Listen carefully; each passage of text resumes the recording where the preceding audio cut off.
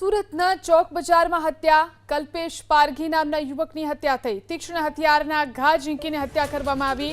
હત્યા બાદ આરોપીઓ ફરાર થઈ ગયા. મૃતક ગુનાહિત ઇતિહાસ ધરાવતો હોવાની માહિતી મળી છે. ચોક બજાર પોલીસે આ અંગે તપાસ શરૂ કરી છે. આ વિશે વધુ જાણકારી મેળવી અમારા સંવાદદાતા ધનરાજ ફોન લાઈનથી જોડાયા છે. જી ધનરાજ, સુરતના ચોક બજારમાં હત્યા કરવામાં આવી છે, તેને લઈને વધુ શું જાણકારી?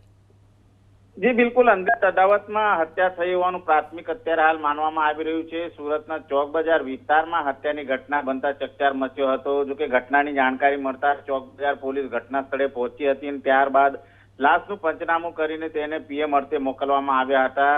ચોક બજાર વિસ્તારની અંદર કલ્પેશ પારઘી નામનો યુવક ત્યાં રહેતો હતો અને ત્યાં અંગત અદાવતમાં હત્યા થઈ છે. હત્યારાઓ હત્યા કર્યા બાદ ત્યાંથી ફરાર થઈ ચુક્યા હતા. મહત્વની વાત છે કે જેની હત્યા થઈ છે મૃતક તે પણ ગુનાહિત ઇતિહાસ ધરાવે છે. ચોક બજાર પોલીસે સમગ્ર બાબતે અત્યારે હાલ તપાસના ધમધમાટ શરૂ કર્યા છે.